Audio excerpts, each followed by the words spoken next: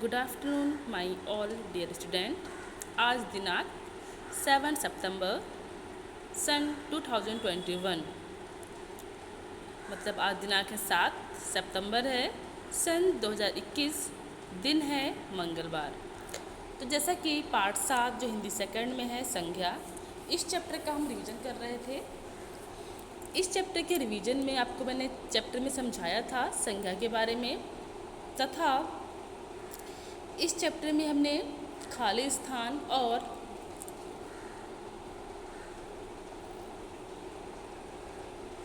विशेषण शब्दों को भाववाचक से मिलान किया था। तो एक बार फिर से इस चैप्टर को हम देख लेते हैं पुनः। जैसे कि इस चैप्टर के जो क्वेश्चन आंसर हैं, इन क्वेश्चन आंसर में जैसे पहला क्वेश्चन था इसमें, ये हमने 19 की डेट को इसको किया था हमने। तो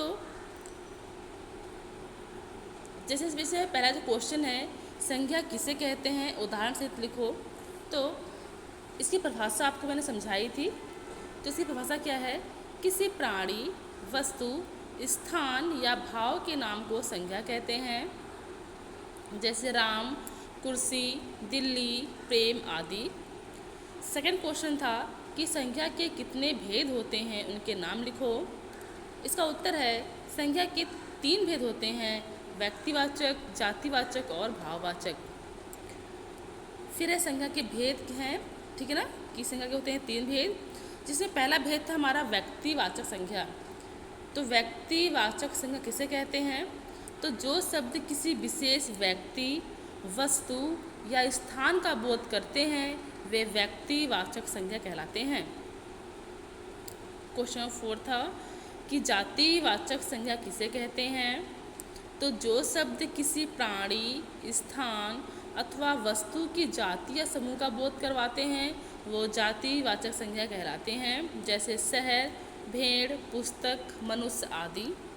5th क्वेश्चन था आपका कि भाववाचक संज्ञा किसे कहते हैं? तो जो शब्द किसी भाव, गुण, दोष अथवा अवस्था का बोध कराते हैं, उन्हें भाववाचक संज्ञा कहते हैं, जैसे क्रोध, मित्रता, बचपन आदि। ठीक है। उसके बाद फिर इस चैप्टर के हमने किया थे विशेषण शब्दों को भाववाचक शब्दों में करना है कन्वर्ट, बदलना है, ठीक है ना, जो विशेषण शब्द है। अच्छा, विशेषण शब्द, आप विशेषण के बारे में आप लोग जानते ही होंगे कि किसे कहते हैं विशेषण। विशेषण आपने कक्षा 5 में पढ़ा होगा विशेषण के बारे में, या इससे पहले कक्षा है आपने उसमें पढ़ी होगी। यदि भूल गए हैं तो या फिर से मैं आपको याद दिला देती हूँ कि विशेषण किसे कहते हैं। कि जो शब्द संज्ञा और सर्वनाम, ठीक है ना, किस किस की संज्ञा और सर्वनाम शब्दों की विशेषता को बताते हैं, वो विशेषण कहते हैं, ठीक है ना, याद रखेंगे। अभी जो संज्ञा है, विशेषण क्या है? ऐसे शब्द जो संज्ञा और सर्वनाम शब्दों की विशेषता प्रकट करते हैं, संज्ञा की और सर्वनाम की। अभी जो संज्ञा है, संज्ञा तो हमने पढ़ रहे हैं, ठीक है ना, संज्ञा किसे कहते हैं। उसके बाद फिर आता है सर्वनाम। तो सर्वनाम अभी हमने पढ़ा नहीं है, आपके हमारे चैप्टर में आगे है सर्वनाम, उसे पढ़ेंगे हम। लेकिन आपने सर्वनाम के बारे में भी पिछली कक्षा में पढ़ा हुआ कि सर्वनाम किसे कहते हैं। तो सर्वनाम क्या है? जो शब्द संज्ञा के स्थान पर प्रयोग किए जाते हैं, ठीक है ना, जो शब्द संज्ञा के स्थान पर प्रयोग किए जाते हैं वो सर्वनाम कहलाते हैं। जैसे संज्ञा है, जैसे मैं आपको एक एग्जाम्पल देती हूँ। सपोज करो कि एक प्यासा कौवा है, ठीक है ना, उसकी कहानी आपने सुनी होगी प्यासा कौवा के बारे में।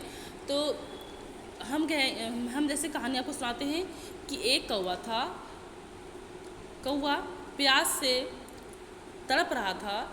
कौवा पानी की खोज में उड़ने लगा। कौवा ने एक घड़ा देखा। कौवा ने देखा कि उससे पानी कम है। फिर कौवे ने उस घड़े में कंकर को डाले और पानी ऊपर आ गया, और कौवे ने क्या है, उस पानी को पिया और कौवे की प्यास बुझ गई। मतलब इसमें क्या है, हमने कौवा कौवा बार बार उसके नाम को रिपीट किया है, तो कौवा तो संज्ञा हो गया, ठीक है ना। अभी हम इसको पुनः पढ़ेंगे कि एक कौवा था, वह बहुत प्यासा था और वह पानी की खोज में उड़ते उड़ते उसने एक घड़े को देखा। घड़े में पानी कम था। उसने घड़े में कंकर डाला और पानी ऊपर आने पर कौवा ने पानी पीकर अपनी प्यास बुझाई। तो जो शब्द संज्ञा के स्थान पर, मतलब कौवे के जगह पर हमने जिसका प्रयोग किया, उसने, वह, ठीक है, तो वो सारे शब्द क्या होंगे, सर्वनाम होंगे। या फिर एक एग्जाम्पल के तौर पे हम आपको और दे सकते हैं कि जैसे राधा नाचती है, ठीक है, हमने कहा राधा नाचती है, अभी राधा की जगह मैं बोल दूंगी वह नाचती है, तो राधा के स्थान पर हमने किसका प्रयोग किया, वह का, तो वह शब्द क्या होता है, सर्वनाम है, ठीक है ना। ये आपको हम सर्वनाम चैप्टर जब हम पढ़ेंगे तो उसमें आपको अच्छी तरह से एक्सप्लेन करूँगी मैं। अभी आपको उससे मैंने बताया है विशेषण जो आया है, तो उसके थ्रू मैंने बताया है कि जो विशेषण होते हैं वो संख्या और सर्वनाम शब्दों की विशेषता को बताते हैं, तो वो होते हैं विशेषण।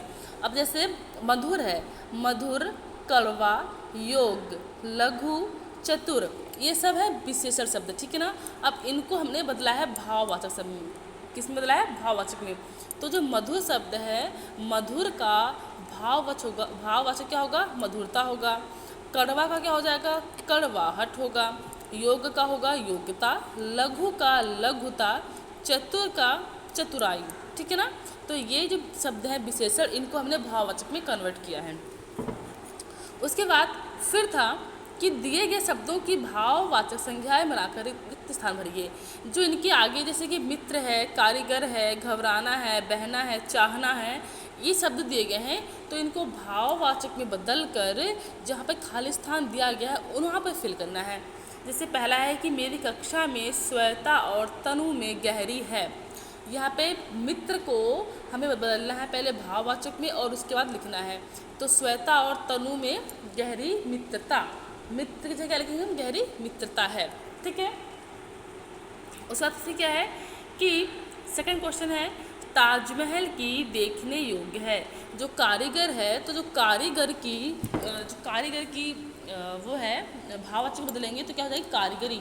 तो ताजमहल की कारीगरी देखने योग्य है, ठीक है। थर्ड वन है कि जंगल का अंधेरा देखकर से में पसीना पसीना हो गया। क्या दिया गया है ऑप्शन में, घबराना। तो घबराना को हमें बदलना है किसमें, भाववाचक में। तो क्या होगा, जंगल का अंधेरा देखकर घबराहट से मैं पसीना पसीना हो गया। आपको घबराहट कब आती है, जब आप किसी डरावनी चीज़ देखते हैं तो आप घबरा जाते हैं ना, देख के बिल्कुल, तो वही है कि जंगल का अंधेरा देखकर घबराहट से मैं पसीना पसीना हो गया, ठीक है।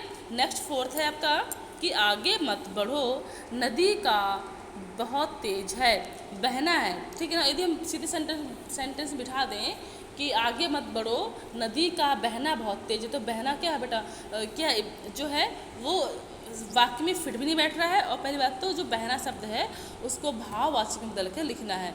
तो जो बहना शब्द है उसका भाववाचक क्या होगा, बहाव। तो क्या होगा पूरा सेंटेंस हमारा कि आगे मत बढ़ो, नदी का बहाव बहुत तेज है, ठीक है। उसके बाद है हमारा फिफ्थ है कि कश्मीर जाकर मेरे बरसों की पूरी हुई, क्या पूरी हुई, चाहना। अब इसमें ब्रैकेट में दिया है चाहना, तो चाहना को हमें बदलना है भाववाचक में। तो क्या होता है कि चाहत। तो कश्मीर जाकर मेरी बरसों की चाहत पूरी हुई, ठीक है।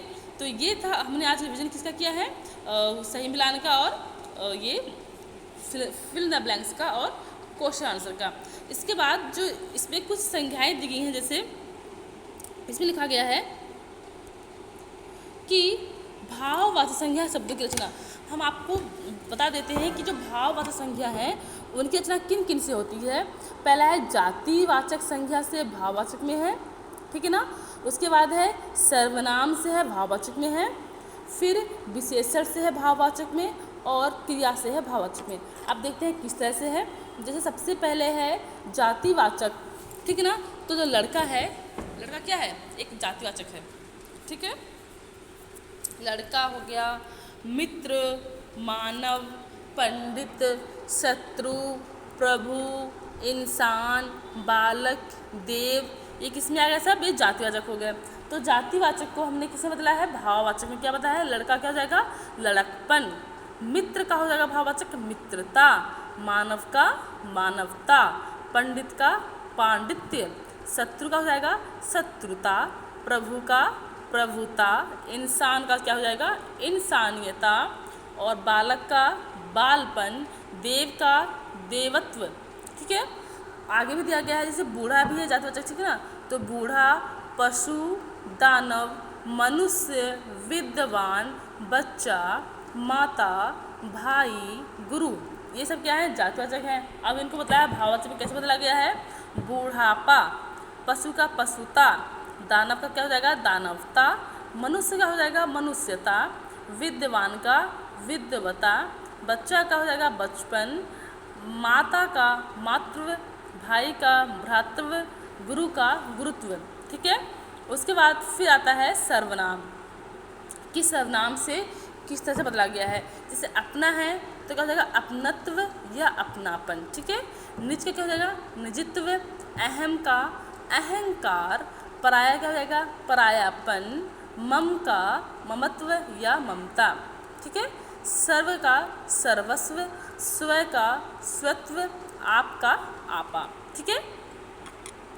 आगे फिर है विशेषण से दिया गया है। देखिए अभी हमने पढ़ा था ना, विशेषण से मैंने पढ़ा था मिलान में। तो देखिए इसमें क्या है, मधुर क्या हो जाएगा, मधुरता या माधुर्य, कड़वा का क्या हो जाएगा, कड़वाहट, बुरा का बुराई, चतुर का हो जाएगा चतुराई, योग का योग्यता, सुंदर का हो जाएगा सुंदरता या सौंदर्य, लघु का लघुता, आलसी का आलस्य, स्वस्थ का स्वास्थ्य, शुद्ध का हो जाएगा शुद्धता, मीठा का मिठास, बहादुर का बहादुरी, विनम्र का विनम्रता, कुशल का कुशलता या फिर कौशल।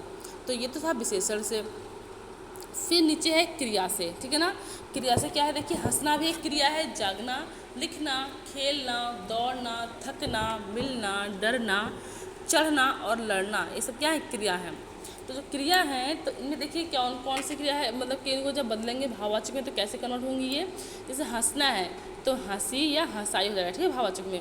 फिर आगे क्या है, जागना है तो जागरण, लिखना क्या हो जाएगा, लेखन, खेलना का खेल, दौड़ना का दौड़, थकना का थकान या थकावट, दोनों में से किसी एक को हम लिख सकते हैं, ठीक है। थकान लिख सकते हैं या फिर आप थकावट लिख सकते हैं।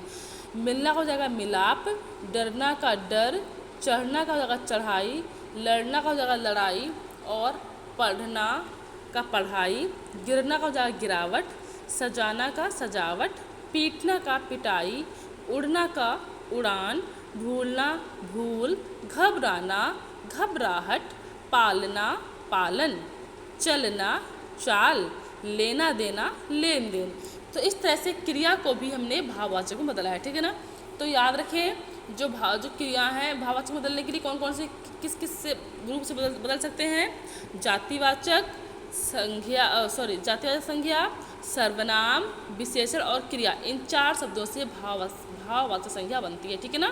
पहला है जातिवाचक, सर्वनाम, विशेषण और क्रिया, ठीक है, तो याद रखें। उसके बाद फिर यहाँ पर नीचे दिया गया है कि आपने क्या सीखा है कि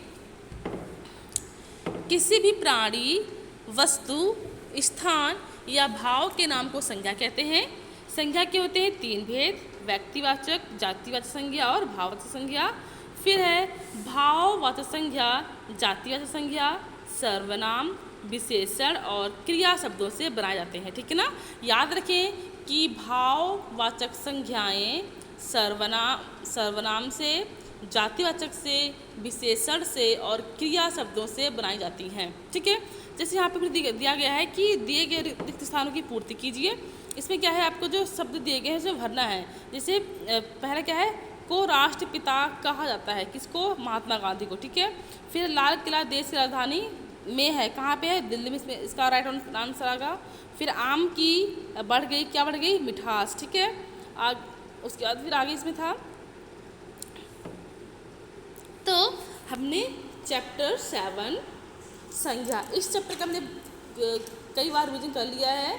मुझे उम्मीद है कि आपको सभी बच्चों को एक एक टॉपिक क्लियर हो चुका होगा। अब आपका काम है इस चैप्टर को पढ़ना है, आपको समझना है, इसके एक एक क्वेश्चन को, एक एक टॉपिक को लिखना है तथा समझना है। जहाँ पर भी आपकी प्रॉब्लम होती है आप हमसे पूछ सकते हैं।